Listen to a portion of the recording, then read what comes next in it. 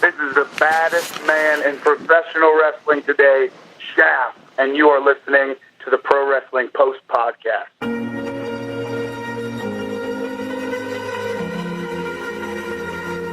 You are listening to the Pro Wrestling Post Podcast with Mark Madison. In this episode, he is talking to the man named SCHAFF, the baddest man in professional wrestling today. Visit ProWrestlingPost.com for interviews, blogs, and upcoming events in your area. You can also find a podcast on iTunes, Stitcher, Google Play, Anchor, or whatever podcast app you prefer. And now, here's Mark Madison. Welcome, ladies and gentlemen, to the Pro Wrestling Post Podcast. I am Mark Madison, and I am joined by our special guest, Defy Wrestling's own SCHAFF. Thank you again, SCHAFF, for your time and your energy. Absolutely. Thanks for having me. Maybe you can bring fans that maybe aren't as familiar with you and your background up to speed. Maybe discuss your early training and development, how that all came about. Absolutely, yeah. So I kind of started out in Atlanta, Georgia, actually, training at the WWA 4 under AR Fox. And yeah, it was a tough. I know a lot of really awesome, talented guys down there. You might know Austin Theory. He's coming out of there right now, and he's doing huge things as well. So yeah, I mean, that's where my start came. I wrestled around a lot in Georgia, a lot of local promotions and stuff like that. Decided to make a big lifestyle change and move, and I wound me up in Seattle, Washington, and debuted for Defy in October of last year, and the rest is really history. I mean, everybody's been there. They know who I am. I hate to say it, but it's true. I'm there at every single show doing exactly what I do. So yeah. And where did that early inspiration to kind of pursue wrestling as being something that you wanted to follow up on and do come from? Really, I mean, it's always been something that I've done. Right, I've got two little brothers. Growing up, did a trampoline. We did a lot of wrestling on the trampoline. Beat the hell out of each other. And as I got older, I joined the military. Actually, I did 6 years in the Navy. I didn't really like it. I decided, you know what, I need to do something fun, something that I think I would enjoy doing every day for the rest of my life. And my mom says, somebody's got to get paid to do it. Why can't it be you? So that's what led me there. It's interesting because, you want to do something fun, but going through your training, it's not necessarily for the weak at heart. It kind of took some time. So maybe explain big difference from going on a trampoline to something covered with planks or 2x4. Yeah. So absolutely, it's definitely not the same. I mean, I take family to shows. I had a little cousin. She just actually came and watched a show recently, and she doesn't. I don't think she really understands. It's not a trampoline. It's not a bed mattress. It's a planks. They have planks under there. It's not something that's super forgiving. A lot of people don't realize that, but bumps aren't the most fun thing in the world, but throwing people around is, and it makes up for it, hands down.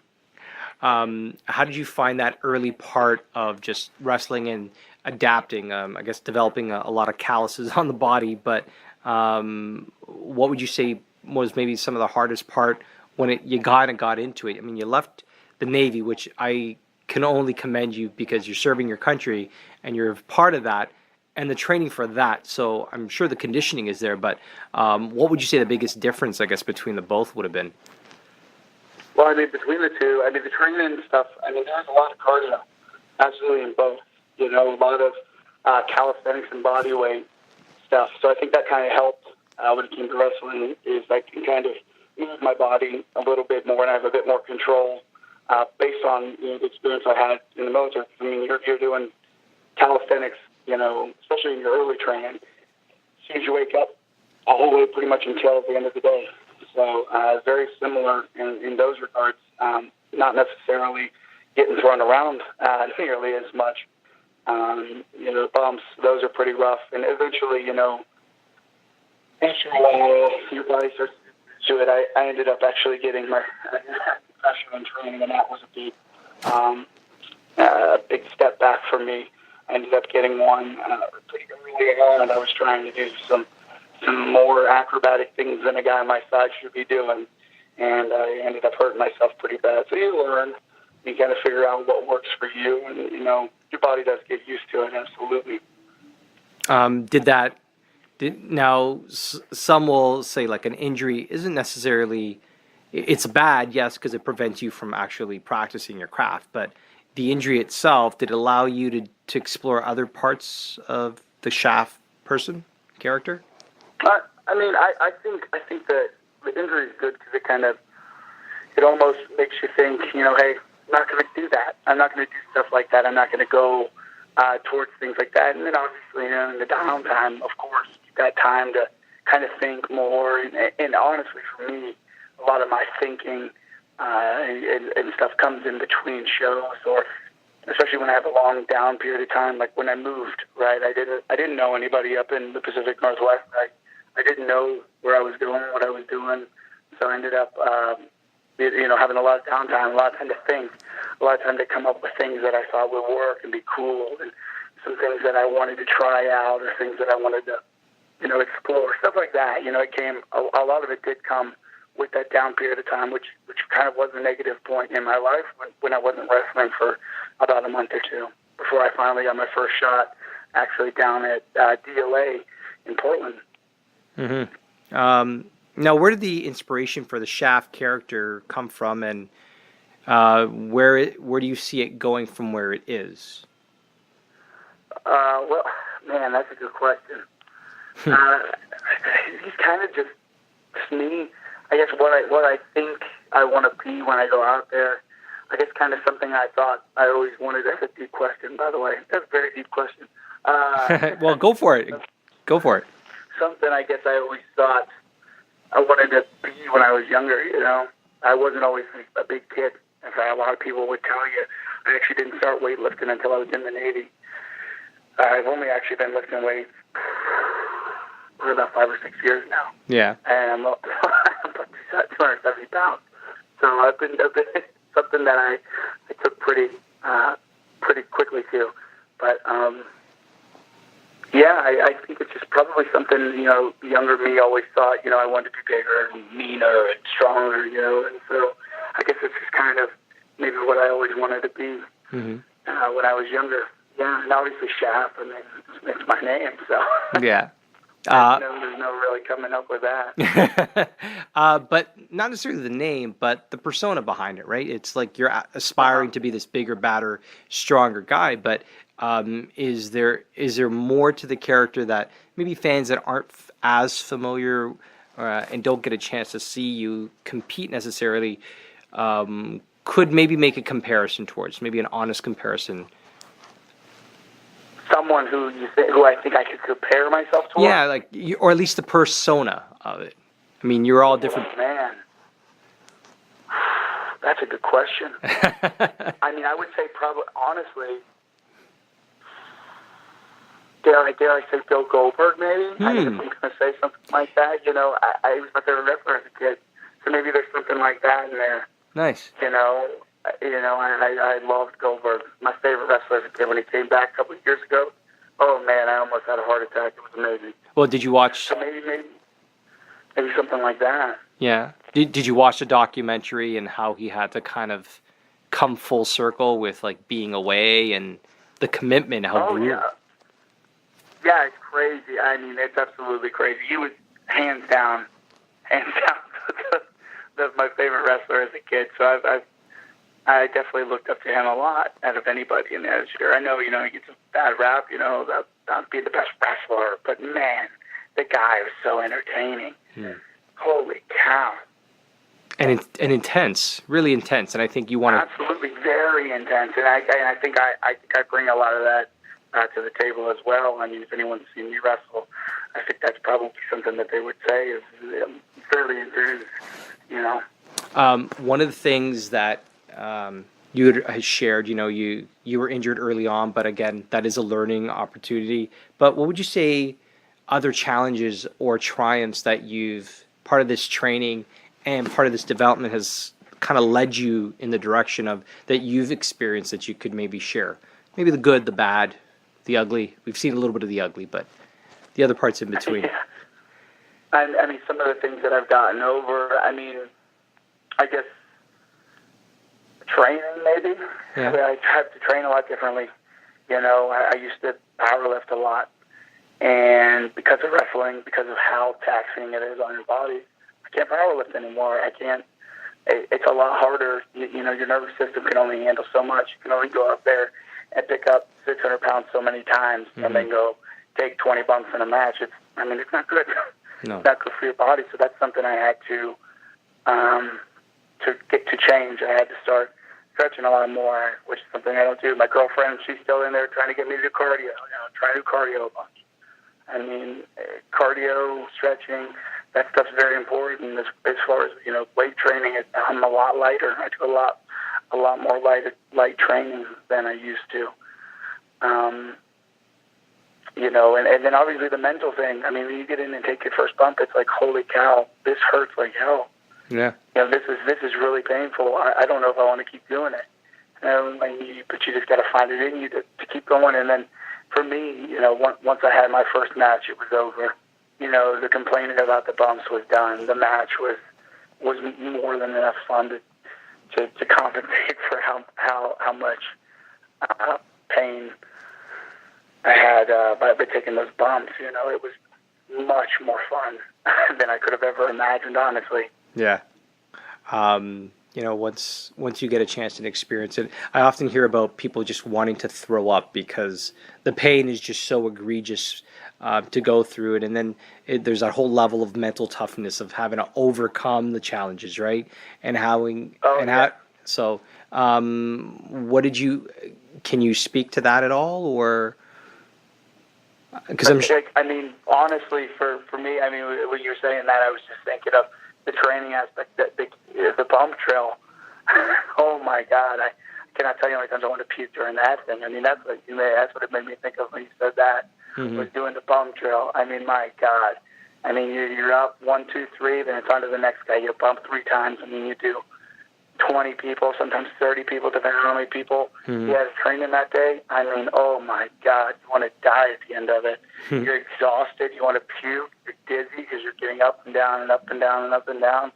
Oh my God, but you just got to find something in you to push on. And honestly, I don't think I ever saw anybody quit. They just kept pushing on. They're about the tough, strong guys down there. Absolutely. Awesome. A lot of heart, a lot of drive, a lot of will. And good on you, SCHAFF, for doing that. Describe how the opportunity to work with Defy came about and what your thoughts about the promotion are. Man, if you want me to be totally honest, I have no idea how it came about. Really? I have no idea how I am where I am today. No, Ethan. Not like Ethan, some. Sent me a list of people. So when I moved up here, I went down to DOA. He sent me a list of people, different local promoters. I added them all on Facebook. I started sending out messages. Before I could send a message to Matt Farmer, he sent me a message. Said, hey, man, heard you're in the area. I want to give you a shot at Defy. I was like, hell yes. And it's almost one of my first words to him was, it was hell yes. Because I had heard of Defy before I moved. I had heard that was, you know, the place to be. They had Cody Rhodes. You know, those are the names you want to be associated with. So I had heard of them. So the second he said something, I said, hell yes. So in October last year, I went down there at the Defy Now show and the smaller room at Washington Hall, and I had a debut match against, what was his name, Colt something, I forget his name, so but we had a debut match, and we killed it. We absolutely killed it, and man, it's just been a ride since. I've been very fortunate to be where I am right now with Defy. It's a ton of fun. That crowd is like nothing else. Honestly, they are unbelievable. They're listed in a ton of places, and I've never had anything like that. And not only that, but like for me to be somebody who nobody knows, right? I mean, they didn't know me. They'd see me once downstairs, and then the reaction of my first match, it was unbelievable. I was like, wait a minute, you know? Like, I'm just a local guy, and these guys are just giving me everything. So the reaction those guys have given me have pushed me to try even harder, because they really do give you everything in Washington Hall. Mm-hmm. Fantastic. Yeah. This is former WWE referee Jimmy Corderas, and you're listening to the Pro Wrestling Post Podcast. You had mentioned the fans. They're unbelievable. Maybe you can talk to that ability to connect with them, where it's little, like it's, yeah, for those that maybe aren't familiar with the atmosphere, maybe you can talk of that, because you said it's unbelievable, but all indications What makes it unbelievable? Yeah, because like you are so completely connected and the crowd loves you there. What is it that you could say that you can talk about? What is it about you that you think has made it pretty easy for them to love and adore SCHAFF, right? What has made it easy for them to love and adore me? Man, you're asking me not to be humble here. Well, okay, so maybe, but I mean, they're. I'm not sure how else to kind of phrase it, because I definitely think that if they're into you as you are into them, it's kind of this connectivity, right? You're feeding off of their energy. But what do you think it is about you that kind of hooked them? I think they just want to see somebody get their ass beat. If you want me to be innocent in the car out there, that's what I give them. I give them someone getting their ass beat. Yeah, I may get my ass beat too, but I swear they're going to see somebody get hurt. I mean, I think they love it. I think they enjoy watching that. To be honest, I think that's got to be it. Because I mean, for me, what I like to see. That's why I watch wrestling. I like to see insane things happen and people do some cool stuff. And I think maybe I do cool enough things that they decide they want to cheer me. I think a lot of it also may have to go back to like the intensity that we were talking about a little bit earlier. Mm-hmm. You know, I really try and come out and just bring another level of intensity as soon as I come out the curtain. And I think maybe a little bit of that helps feed them off of it as well. You know, it's just, it is an unbelievable experience that what those guys give me. And honestly, they give most of the wrestlers. I mean, those guys, there'll be people who travel all over the world, you'll hear them in the back talking like, oh my God, this crowd's loud. Just conveniently what the next show's called. And the promotion has stood behind you. So do you kind of feel this, I'm not sure if you want to say responsibility, but do you feel like, you know, they believe in me, so I'm going to believe in them and give them everything because... Oh, yeah, totally. I mean, those guys, as I said, with Farmer and Jim, I mean, I have no idea how I am here where I am right now. There are tons of local guys here in Washington. They'd love to be doing what I'm doing right now, and it's not like I don't realize that. I mean, I've got a spot on every Defy card. You know, these guys have taken so good care of me, and I need to bring it every single time I get in the ring. I need to have the best match on the card. I have to, because I know that there are a ton of other people who would like to have my spot, and I know that, and that's just, it's not lost on me. And I know that for a fact. Those guys have hooked me up. Absolutely. You had said others would love to be on the card, but I often read Brutal Bob Evans on of Ring of Honor and his training, and he's often giving advice of like, you know, if you're the hardest working guy there, somebody else can be jealous, but if you're putting in the time and the effort, what is it that they're jealous of? Because are they doing the same? Are they doing the things that you're doing? And it sure sounds like you're making yourself stand out, which is, you know, the jealousy part I don't really...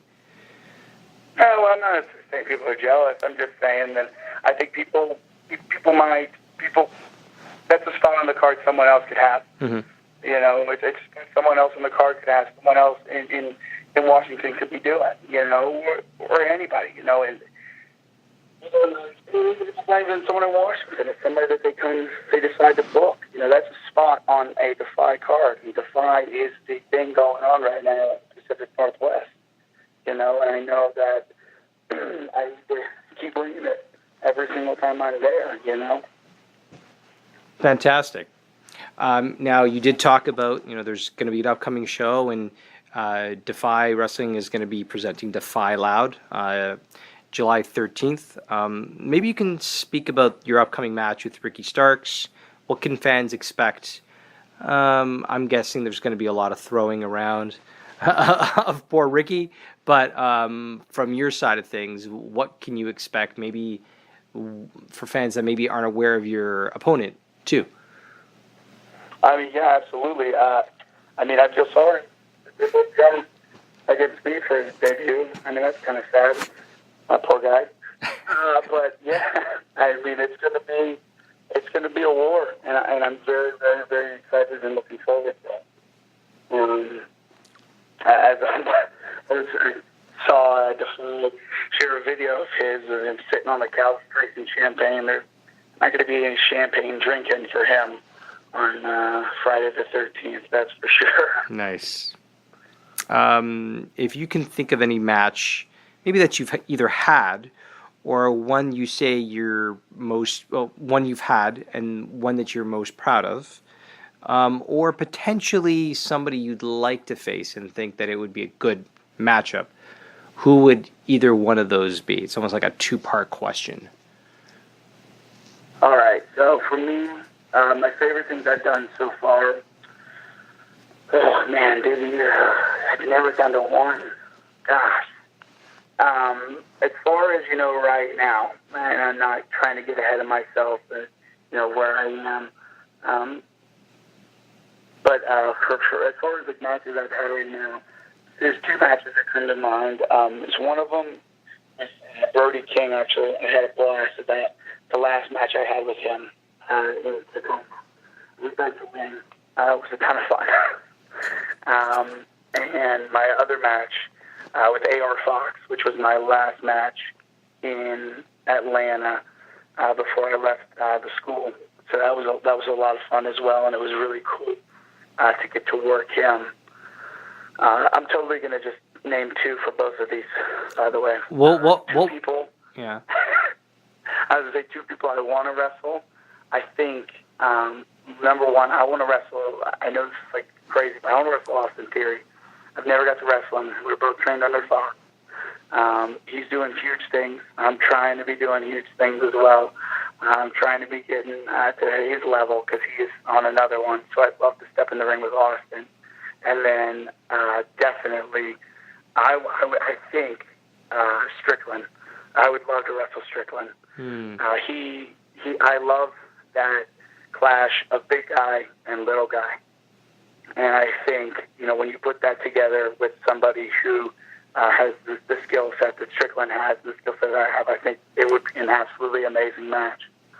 And that's just my own personal feeling. That's something that I would like to have as well. What was it about your two earlier matches? I mean, you said it was cool, but what was it about those that stood out as opposed to anything else? I liked the match with Brody because it's two big guys doing things big guys don't typically do. Yeah. I think he likes to move pretty good for his size, and I'd like to think that I do too. So I think that was a lot of fun in that match in particular. Plus, we were just beating the hell out of each other, and that's always fun. And then with Fox, I guess maybe slightly sentimental because it was my last match. I think that's really what made that match mean a lot to me, as well as just some of the spots in the match I really enjoyed. I just thought, wow, that was fun to do. That felt really good. I caught this dude in midair and threw his ass on the ground. Something like just stuff like that. As well as the game. My last match, those are kind of why they stick out. Interesting. Okay. Yeah. It's funny that you mentioned Strickland because you threw me for a swerve. I didn't expect that one coming. Oh, that's clever. Sorry. Clever. You threw it. You lobbed it to me. I had to spike it. So. Hey, it's all good. It's all good.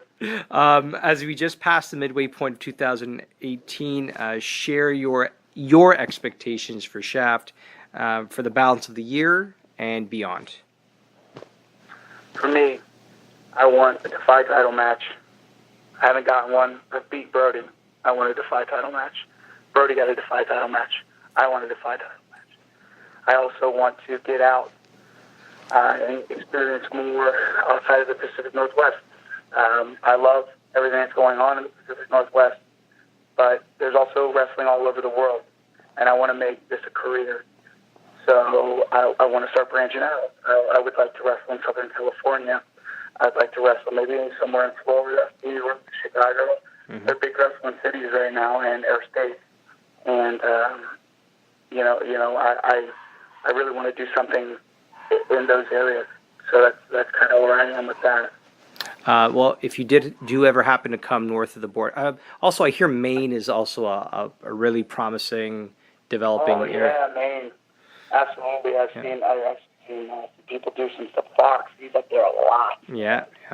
So. If you happen to ever come north of the border, there's some really, there's a couple of promotions in Southern Ontario that are really prominent. One in particular, I can talk to you about it afterwards. But and there's some really neat stuff. But definitely love to see you get a chance to branch out, and it's great to see that your aspirations aren't just stuck in the Pacific Northwest, but you really do want to cross all over. Absolutely, yeah. I know. But while I'm thinking of it, that Progress show that's in Seattle, I want that as well. Super. I'm sure your showing in these next couple of shows will probably be reflective in being on that one as well. I would hope so. I would absolutely hope so. Was there anything you'd like fans to be aware of as it pertains to Defy Wrestling or SCHAFF? As far as Defy, I mean, everybody could come check out Defy in July on the 13th at Washington Hall. That show, Defy Loud, as well as July 20th, like the next week, down at the Hawthorne. That's the one where Strickland goes against Ayers for the belt. So I think that's a must-see for everyone, as well as me, because I think someone needs to be my opponent, whoever walks out of there. That's all I'm saying. But yeah, as far as Defy, we got those two big shows coming up in the month of July. And as far as me, just keep an eye out, because I'm coming. And yeah, I mean, absolutely. Just follow us on social media, Defy NY or NW on Twitter and Instagram, and then SCHAFF _PW on Twitter and _SCHAFF on Instagram. So, yeah, I mean, other than that, those are my plugs. Fantastic. Now, before we let you go, SCHAFF, we're just curious if you're up for what we do here at Pro Wrestling Post is our podcast exclusive. So this is something, unless you're listening to the podcast, you wouldn't hear it you wouldn't read it online. You would only have to listen to it to catch it. So. Okay. So the game is called Wrestling Tinder. Okay. So much like regular Tinder, if you're interested in the topic, you swipe right. If you're not interested, you're more than welcome to swipe left. And I have to scour for another topic in which I hope that you'll be interested in wanting to talk about. Okay. Oh, God. Okay, so I'll throw out the topic. Once you swipe right, you can just walk right into it and start sharing your thoughts on it. All right. Okay, so old school mentality, new school mentality tends to always be popular just because there are guys traveling on the independents, having to really work hard, almost double and triple as hard to get noticed. Older folk feel that there's no storytelling and yada, yada, yada. And I can, the names Vince Russo, Jim Cornette, they tend to float around as maybe not so much Russo, but maybe more so Cornette, criticizing the thought process. Old school versus new school mentality. All right. I'll start right on that one. Go for it. Let's do it. So what do we... as far as like the old school, I think it's 2018. You're going to have to suspend your disbelief for wrestling. Sorry, but no one really believes what's going on is going on. I'm sorry. No one really believes it anymore. 2018, it's been around forever. So in my personal opinion, I love new school wrestling. I think it's more entertaining. I think, in particular, independent wrestling is very, very entertaining to watch. I disagree that there's no storytelling either. I think that there is storytelling, and there's a reason why those matches are still getting killer reactions. Whereas when you watch some guys who keep that old school mentality, it's boring. Nobody's cheering. Nobody cares. Sorry, but it's true. Yeah. That's the way. I think people. Some people are stuck in believing that this is kind of the way wrestling was and will be, but it's not. Wrestling's changing. I actually had this conversation with Fox the other day. We were talking, and he said a lot of places aren't training this new school style of wrestling, and he is. He's training new school wrestling. I mean, of course, you learn the basics, but he's teaching you how to get it out there and make it on the independents, because that's how you get noticed. So I definitely am. I would have to say in the new school, I do enjoy it more. Who was it? Sorry, that you said that you had the conversation with? A.R. Fox. Oh, okay. Yeah, Fox down in Atlanta. Yeah, and he can talk from that, right? He knows where it's going. He knows, and he's totally. Yeah. Fantastic. We definitely do appreciate your time here, SCHAFF. Your time, your energy. Good luck on the 13th. And on behalf of Defy Wrestling, SCHAFF, the meanest, or would you say the baddest? Oh, the baddest. The baddest. The baddest, man. This is Mark Madison for the Pro Wrestling Post Podcast.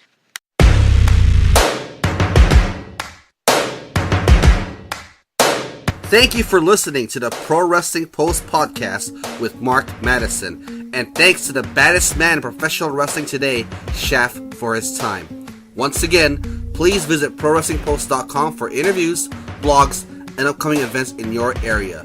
You can also find a podcast on iTunes, Stitcher, Google Play, Anchor, or whatever podcast app you prefer.